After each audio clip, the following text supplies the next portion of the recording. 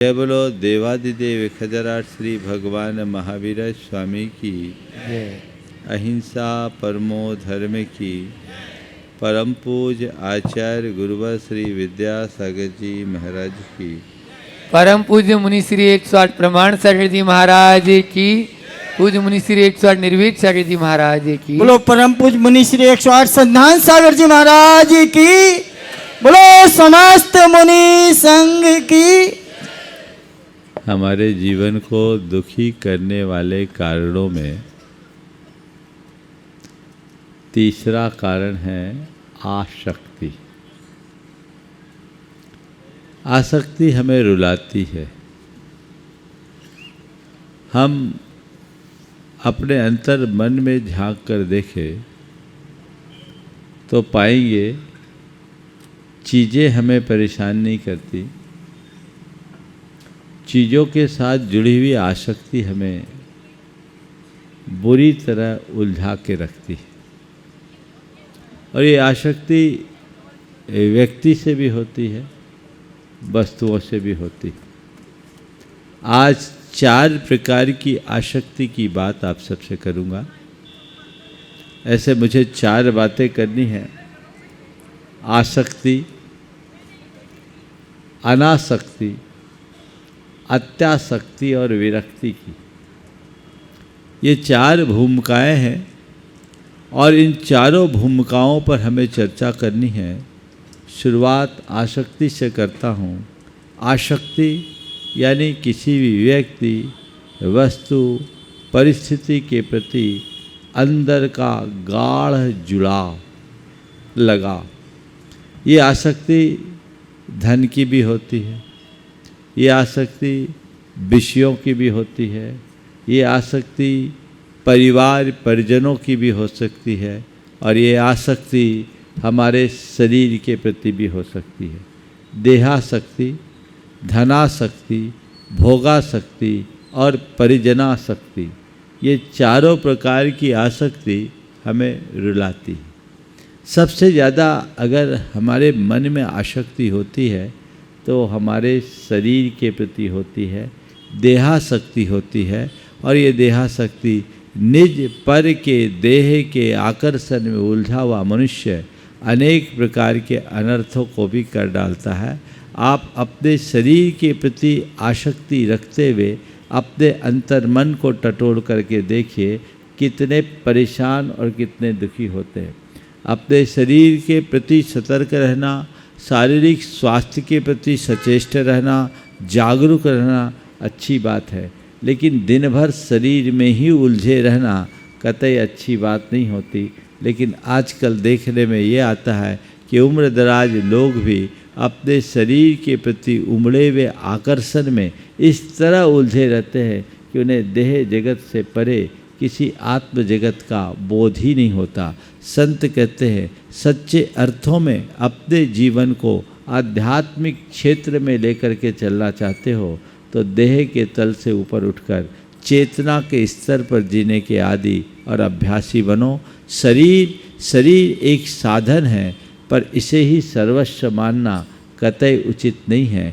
मनुष्य जीवन हम सबको प्राप्त हुआ है और इस दुर्लभ मनुष्य जीवन को प्राप्त करके यदि हम शरीर का उपयोग करें तब तो ठीक है, लेकिन केवल शरीर में ही रमे रहे तो कतई उचित नहीं है। आप लोग देखिए 24 घंटे अपने शरीर को मेंटेन करने की कोशिश करते कि नहीं करते?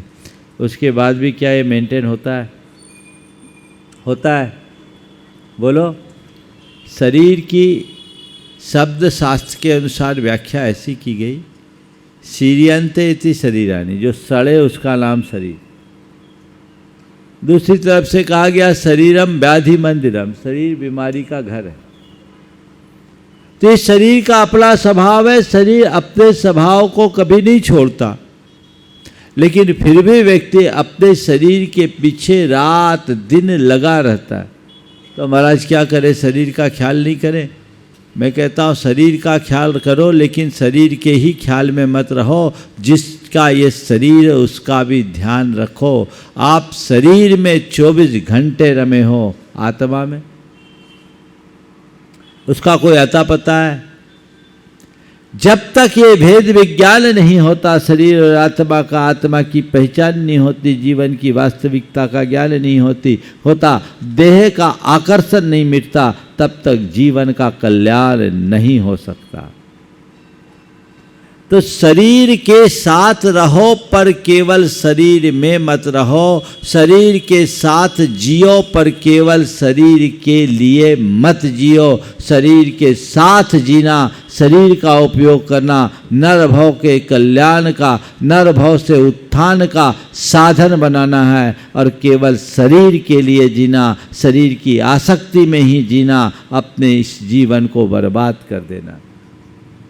नीतिकार कहते, ये नेव देहेन विवेकहीना संसार बीजम परिपोषयन्ति, तेनेव देहेन विवेक भाजा संसार बीजम परिशोषयन्ति। एक विवेकहीन मनुष्य जिस शरीर को पाकर अपने इस संसार को पुष्ट करता है, वहीं विवेकी भेद विज्ञानी जीव इसी शरीर के माध्यम से संसार को नष्ट कर देता है।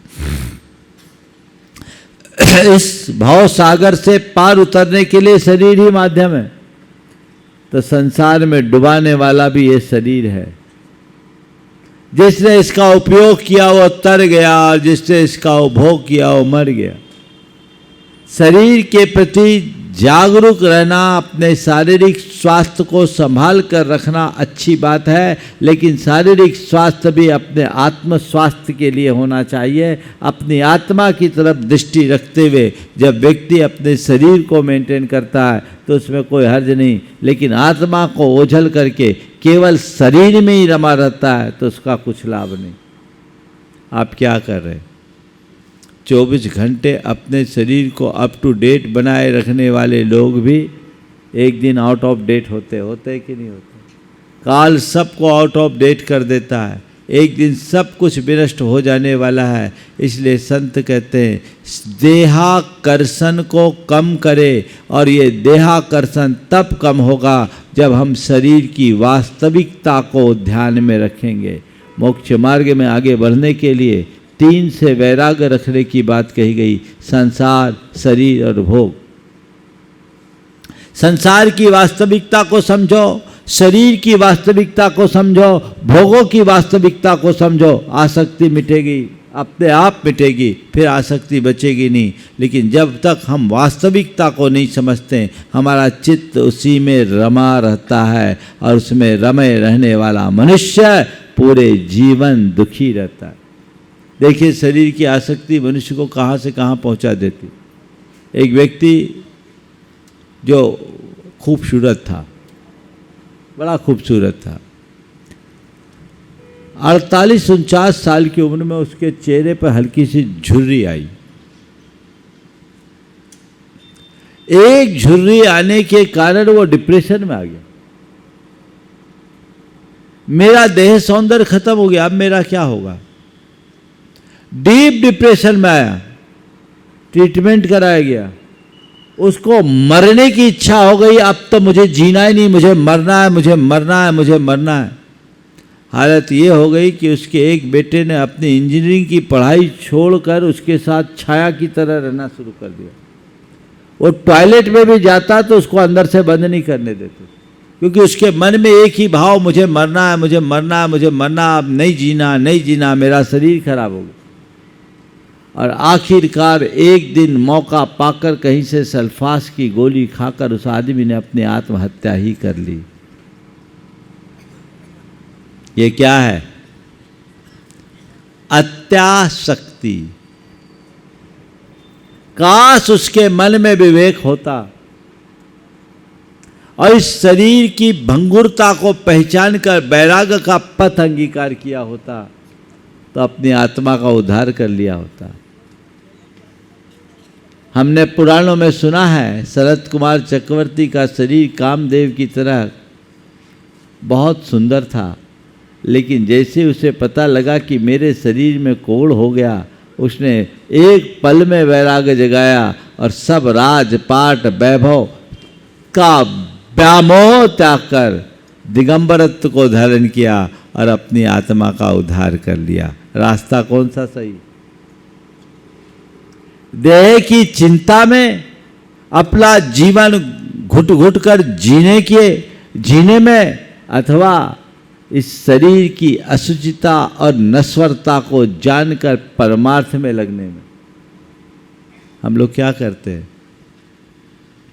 एक दिन ये शरीर छूट जाने वाला है, एक दिन ये शरीर शिथिल हो जाने वाला है। सबको पता है कि नहीं? बोलो, बुढ़ापे में क्या हाल होता है? अभी मैं कई बुजुर्गों को देख के आया हूँ, सब बिस्तर पर पड़े हैं, बेड रिडन है। आप देखते हैं कभी ऐसे व्यक्तियों को देखकर मन में एक ख्याल आता है कि मेरी ऐसी स्थिति आए उससे पहले मैं कल्याण के रास्ते पर चलूं? आता है? सामने वाले की सेवा कर दोगे, उनके प्रति सहानुभूति प्रदर्शित कर दोगे, लेकिन उनकी दशा में अपनी दशा कभी समझ में आती है? किसी के साथ भी तो हो सकता है, कुछ भी हो सकता है। सब कुछ ठीक ठाक चलते चलते एक छोटा सा कुछ हो गया, हल्का सा स्ट्रोक आ गया, खेल बिगड़ गया। तो इसके लिए क्या करना? शरीर की आसक्ति को घटाते हुए संयम के रास्ते पर चलने का पुरुषार्थ करो, सुखी रहोगे। केवल शरीर की आशा, मुझे ये खाना, मुझे ये पीना, मुझे ये पहनना, मुझे वो करना, मुझे वो करना, 24 घंटे वही करते रहोगे तो अपने आप को कब सुमरोगे? देह के साथ जियो, देह के लिए मत जियो। जीवन का सिद्धांत ये बनाओ। ये आसक्ति आपको उलझाएगी। अच्छे अच्छे उम्र दराज लोग भी ब्यूटी पार्लर जाना नहीं छोड़ते। बोलो, हाँ, है ना? और अब तो इसका असर पुरुषों में भी हो गया। हाँ, क्यों? इसकी जरूरत क्या है? अंदर की ब्यूटी को पहचानने वाले के लिए बाहर की किसी पार्लर में जाने की जरूरत नहीं पड़ती। और जो अंदर की ब्यूटी को नहीं जानता, वो बाहर से कितना सच संवर ले, उसके जीवन में ब्यूटी कभी आ नहीं सकती। एक बात बोलूं, दुनिया की जितनी भी सुंदर चीजें, उनमें से एक भी इंसान के पास है?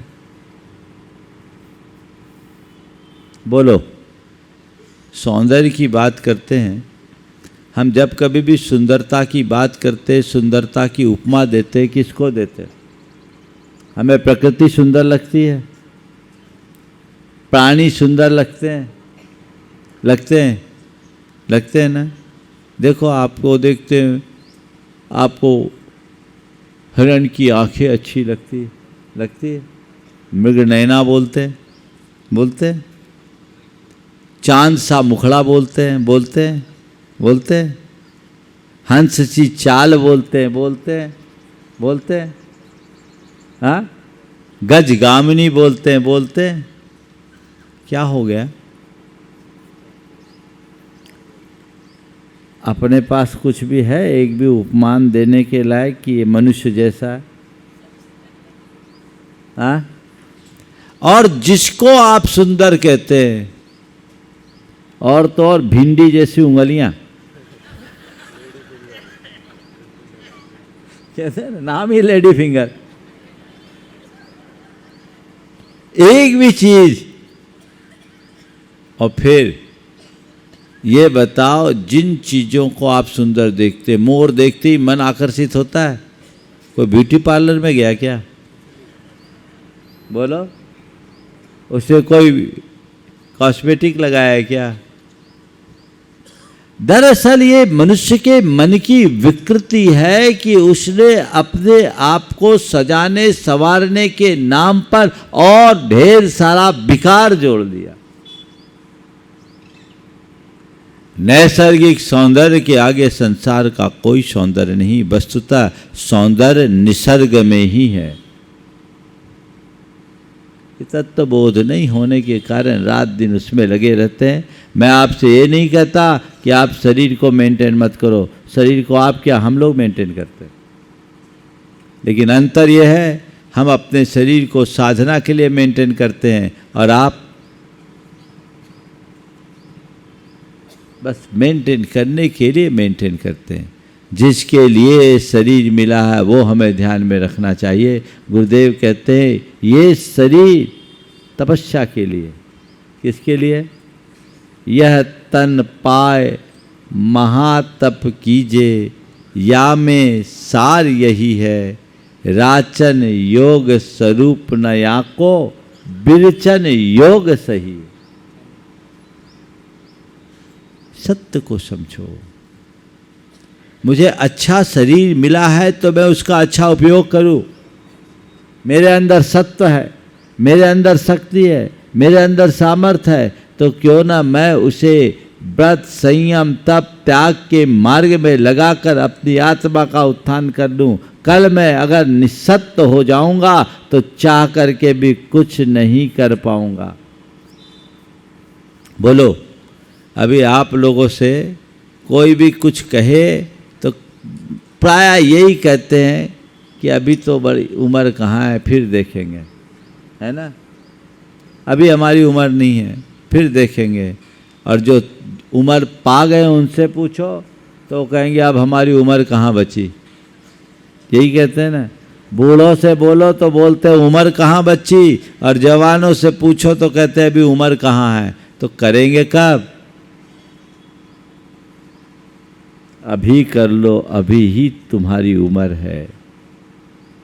आसक्ति मात्र से बचना चाहिए। मुझे चारों बातें करनी है, आगे बढ़ता हूं। देह हो, देह का उपयोग करें, देह के प्रति अत्यासक्ति से बचे। धन दूसरे नंबर पर क्या है? धन। पैसे के प्रति सबको लगाव होता है, लगाव रखिए, कोई दिक्कत नहीं। मेहनत से पैसा कमाते हैं, हर किसी के पास पैसा नहीं होता। पैसा मेहनत से होता है, जिसके लिए अनुकूल संयोग होता है उन्हीं को पैसा मिलता है। पर मैं आपसे कहता हूँ, पैसा रखिए, पैसा कमाइए, पैसा जोड़िए, पर पैसे के प्रति आसक्ति मत रखिए। पैसा जोड़ना और पैसे में आसक्ति रखना, इसमें क्या अंतर है? धनी बनना और धनासक्त होना, इसमें क्या अंतर है? धनी होना, जिसके पास धन है वो धनी, और जिसके लिए धन ही सब कुछ है वो धनासक्त। पैसा जोड़े, पैसे को ही सब कुछ मत माने। अपने मन को टटोल करके देखिए, आपकी नज़र में क्या है? आपके पास पैसा है, पैसा तो है ही। ऐसे ही नेमी नगर कॉलोनी में कहते सब पैसे वाले, कमज़ोर कोई नहीं। भगवान की कृपा है सब पर, ठीक है। पैसा है, पर अपने मन से पूछो, तुम्हारे मन की परिणति क्या है? तुम्हारे पास पैसा है या पैसा ही सब कुछ है? बोलो, क्या है? हम पैसा वाले हैं, पर पैसा ही हमारे लिए सब कुछ नहीं है, तब तो ठीक। और अगर पैसा ही सब कुछ है तो गड़बड़।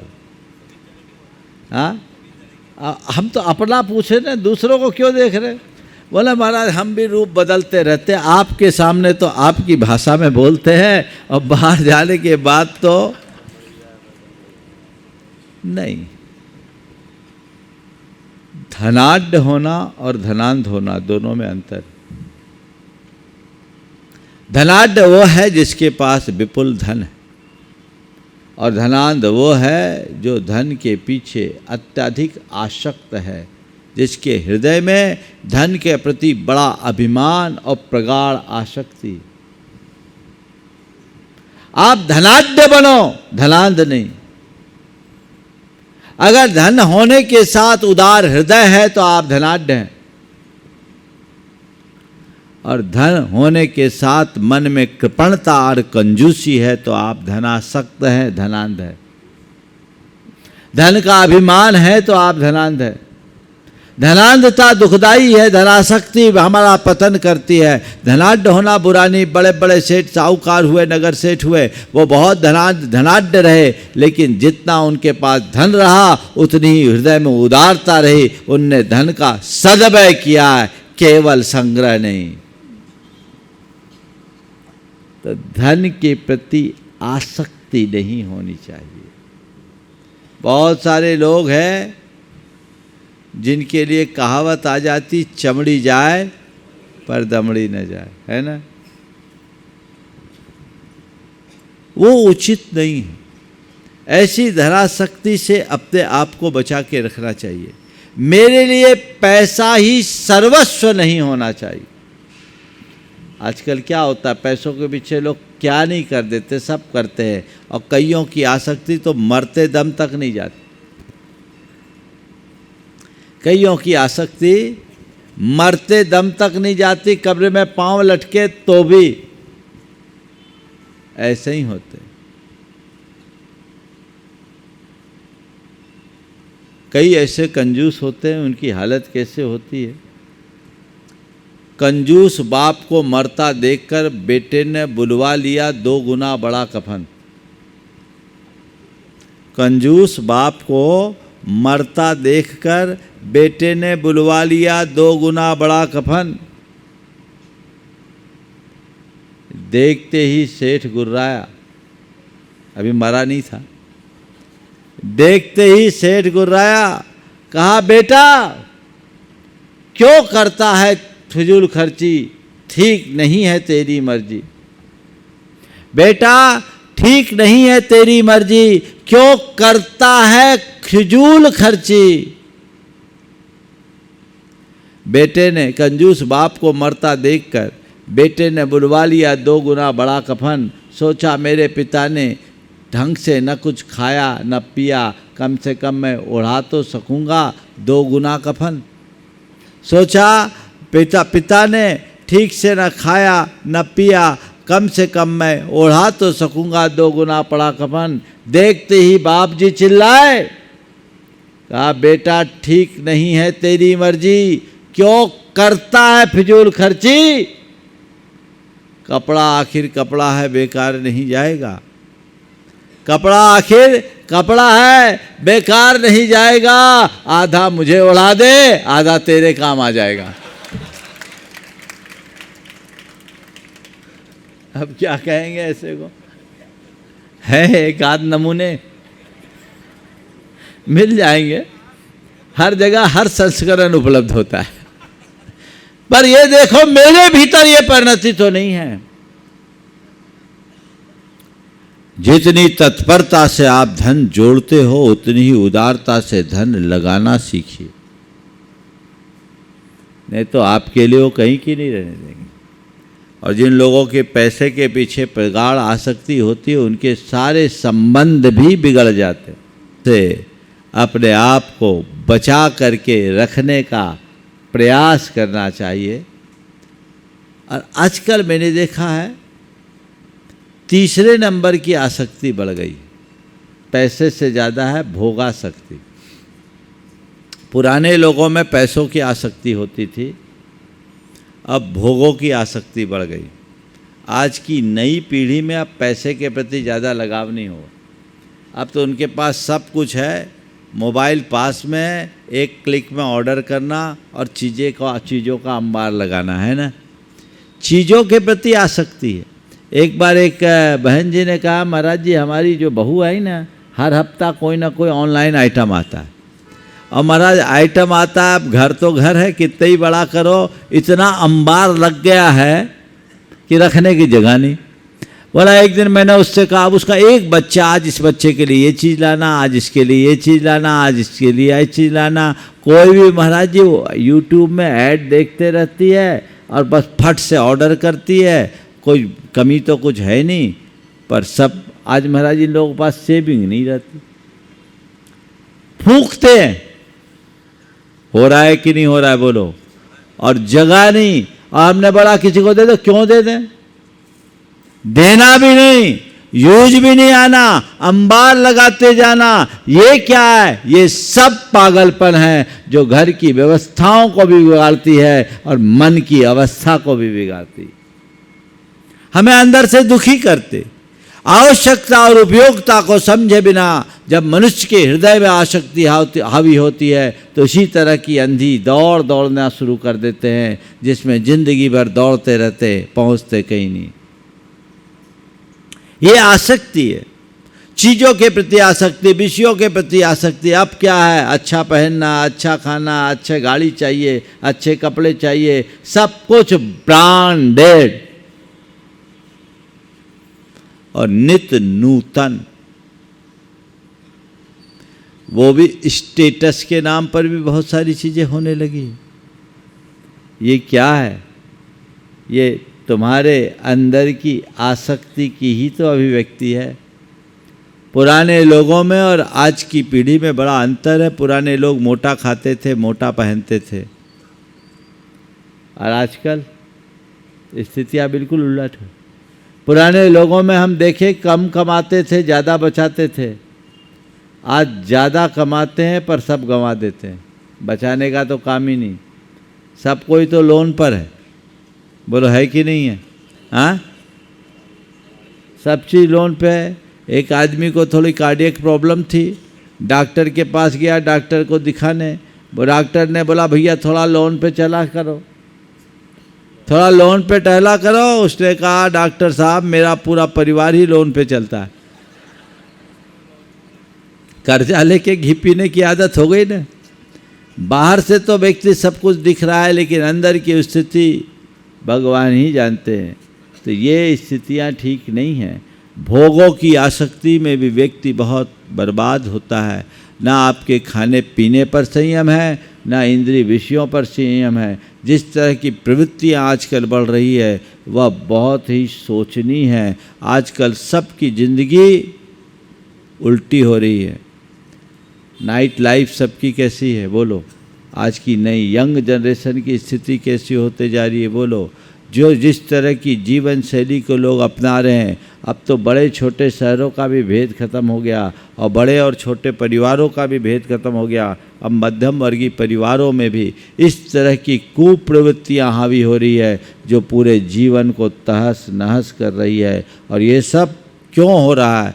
आज के मीडिया के माध्यम से जो चीज़ें परोसी जा रही है उसके माध्यम से ये सब चीज़ें होते जा रही। हो रही नहीं हो रही? कहाँ जा रहे? व्यसन, बुराइयाँ, विषयों के प्रति अंधा आकर्षण मनुष्य का घोर पतन कर रही है। हमें चाहिए कि हम इस तरह के पतनोन्मुख कृत्यों से अपने आप को बचाएं, दूरी रखें और ऐसी आसक्ति से बचें। अपने खान पान पर संयम रखें, थोड़ी आसक्ति कम करें। लोग आसक्ति में खा लेते, बाद में खाने ही लायक नहीं बचते। फास्ट फूड, जंक फूड का जिस तरीके से चलन है, बाद में हालत क्या होता है? 50 बीमारियां घेरती है, जकड़ जाते हैं, फिर डॉक्टर सब छुड़वा देते। छुड़वाते कि नहीं छुड़वाते? अवेयरनेस होनी चाहिए। अपने खान पान पर भी संयम होनी चाहिए। कहते हैं भोजन करो पर भोजन भट्ट मत बनो। भोजन भट्ट और भोजन में अंतर है, समझ गए? भोजन करो। अपने यहाँ एक परंपरा थी, जब ये कहा जाता था कि भोजन को औषधि की तरह लो ताकि औषधि लेने की ज़रूरत ना पड़े। लेकिन लोग अब खाना इतना खा लेते कि दवाई खाने की भी जगह नहीं बची। एक जगह एक पार्टी थी, अब पार्टी में गुलाब जामुन बहुत टेस्टी बने थे। एक आदमी गया, अब गुलाब जामुन इतना भका भक खाया, खाते गया। अब खाया, पानी नहीं पिया। अब पेट में एक ही आइटम भरेंगे तो क्या होगा आप समझ सकते हैं। अब उसको पेट में भयानक दर्द होना शुरू हो गया। जब पेट फूला और पेट में दर्द हुआ तो एक ने कहा भैया ये टेबलेट खा ले, एक गिलास पानी पी के टेबलेट खा ले। बोले हद हो गई, इतनी जगह होती तो 2 गुलाब जामुन और नहीं खा लेते। ये क्या है? ये अत्यासक्ति है। भोजन की आसक्ति, भोगों की आसक्ति, विषयों की आसक्ति भी हमें बुरी तरह उलझाती है, जिनसे हमें बचना चाहिए। और चौथे क्रम का है परिजनों की आसक्ति, परिवार की आसक्ति। हालांकि आजकल ये आसक्ति कम होते जा रही। अब तो कोई को कोई से मतलब नहीं। क्योंकि आज की इस उपभोक्तावादी सोच ने हर व्यक्ति को पूरी तरह से आत्म केंद्रित कर दिया। अब किसी से कोई मतलब नहीं, ज़रूरत है तो गधे को भी बाप बना लो और ज़रूरत पूरी हो जाए तो बाप को भी गधे की तरह धक्का मार के बाहर निकाल दो। ये एक दुष्प्रवृत्ति हो गई। ये प्रवृत्ति ठीक नहीं, लेकिन आसक्ति यदि किसी के भी प्रति है तो वो दुखदाई है। हमें इस आसक्ति से बचना चाहिए। एक बार आसक्ति उमड़ जाती है तो फिर कुछ दिखता नहीं, विवेक नष्ट हो जाता है। कहते हैं आसक्ति से आँख पर पर्दा आ जाता है। हमें अच्छे बुरे का विवेक नहीं होने देता। व्यक्ति जिस किसी के प्रति आसक्त होता है, व्यक्ति वस्तु किसी के प्रति आसक्त होता है, फिर उसको केवल वो दिखता है, इसके अलावा और कुछ नहीं दिखता।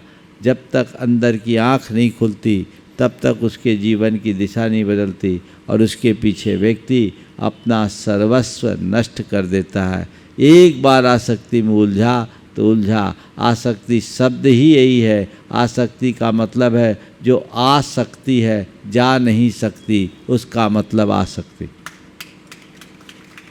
जो आ सकती है जा नहीं सकती, उसका मतलब आसक्ति। बस आ गई तो आ गई, बुरी तरह उलझा गई।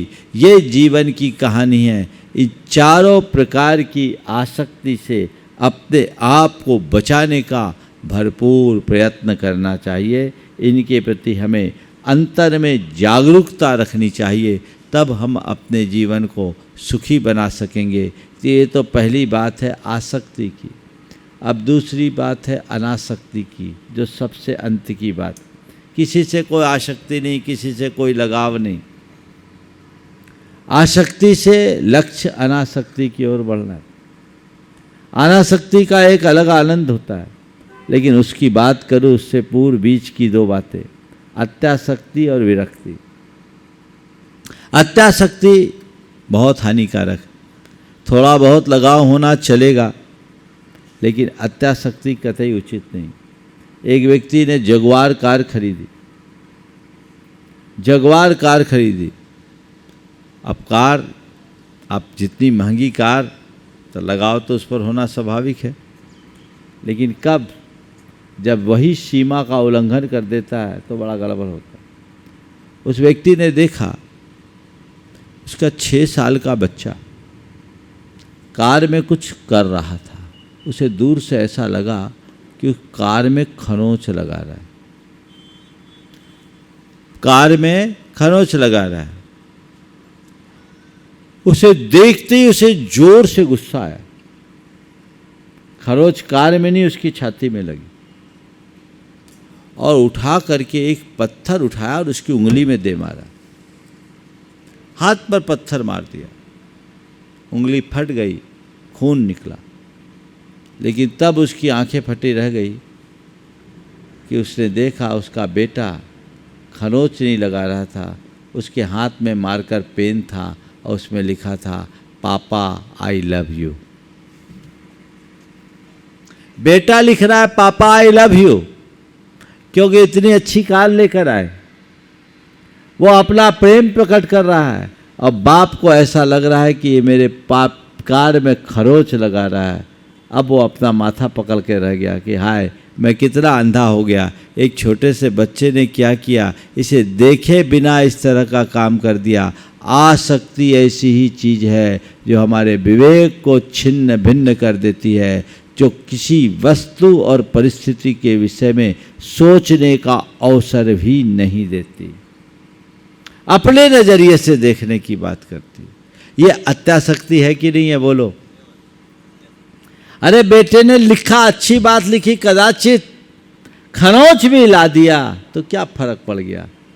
कार में ही खरोंच है, हृदय में तो खरोंच नहीं आना चाहिए। बच्चा है, कर दिया सो कर दिया। जिसके हृदय में ऐसी प्रगाढ़ आसक्ति होती है वो ऐसा ही भाव मन में जगाता है। तो अत्यासक्ति से अपने आप को बचाइए और विरक्ति का भाव मन में जगाइए। विरक्ति कब होगी? जब जीवन की वास्तविकता को आप समझेंगे। आप अपने जीवन का अनुभव देखिए। आपका किसी भी व्यक्ति के प्रति बहुत लगाव हो, बहुत लगाव, ऐसा लगाव कि उसके बिना आप रह न सकें। लेकिन यदि आपको कहीं से पता लग जाए कि आदमी मेरे सामने कुछ और है और असल में कुछ और, तो क्या होगा बोलो? कोई भी व्यक्ति है, आपका कितना भी प्रिय हो, आत्मीय हो, जिसका व्यवहार आपके प्रति बहुत अनुकूल है और जिसके पीछे आप पागल हो, उस व्यक्ति की वास्तविकता का पता लग गया, फिर क्या होगा बोलो? फिर उसको पसंद करोगे क्या? हाँ, नजरिया बदल जाएगा। एक का ऐसा हुआ, एक लड़का किसी के पीछे पागल था, उसी से शादी करना, उसी से शादी करना। उसके पिताजी ने कहा, महाराज जी वो लड़की अपने घर के लायक है नहीं, क्या करूं? मेरे मुंह से निकल गया, चिंता मत करिए, शादी होगी ही नहीं। 3 साल तक ऐसे ही चला। मैंने उससे कहा तू सम्मति मत देना, शादी होगी नहीं। 3 साल तक ऐसे ही चला। एक रोज पूरा परिवार मेरे सामने आया। बोले क्या? बोले महाराज जी आपने जो बात कही वो हो गया। बोले क्या हुआ? बोला महाराज जी 3 दिन पहले रात के 11 बजे ये लड़का मेरे पास आया, बदहवास सी हालत में, पापा दरवाज़ा खोलो। बोले क्या बात है? बोले जरूरी काम है। बोले सुबह कर लेना। बोले खोलो तो अभी काम है, अभी करना है। बेटा, जवान बेटा अपने पिता के दरवाजे को खटखटा रहा, अब भी खोलो। खोला दरवाज़ा, बेटा बदहवास सा। बोला सब खत्म हो गया, सारा मामला गड़बड़ हो गया, आप लोग ठीक कहते थे, मैं अंधेर में था। बोले क्या हो गया? तो इतना बिल्कुल नहीं, अब उसका नाम लेना भी पसंद नहीं। उस लड़की की जितनी फोटो थी सब फाड़ फूड़ दिया। बोले क्या हो गया बेटा? बोला महाराज पापा मुझे उस लड़की का पासवर्ड पता लग गया और मैं देखा कि अभी वो किसी और लड़के के साथ चैट कर रही थी। मैं धोखे में था, आंखें खुल गई। पापा आप लोग ठीक कहते थे, अब मुझे उसका नाम लेना भी स्वीकार नहीं है, आप जिससे शादी करना चाहते कर दीजिए। महाराज जी आया, 2 दिन पहले बोला, मैंने 2 दिन वेट किया कि ये ठीक हो जाए, अब तो ये रट लगा रखा है और यही आपके पास लेकर आया, आप आशीर्वाद दीजिए। हो जाता है ना? तो एक तो उदाहरण है। मैं आपसे कहता हूँ अगर किसी की वास्तविकता का पता लग जाए तो उसकी सारी आसक्ति विरक्ति में परिवर्तित हो जाती है। जो दिल में उतरा होता है वो दिल से उतर जाता है ना?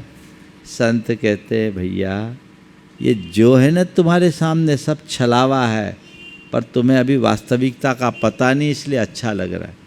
वास्तविकता को समझो, जीवन के यथार्थ को समझो। धन संपदा नश्वर है, भोग की सामग्री तृष्णा को बढ़ाने वाले हैं, परिजन सब स्वार्थ के साथी हैं और शरीर असुचिता का पिंड है। जिस दिन इस वास्तविकता का पता चल जाएगा तुम्हारी आसक्ति विरक्ति में परिवर्तित हो जाएगी। होगी कि नहीं होगी बोलो?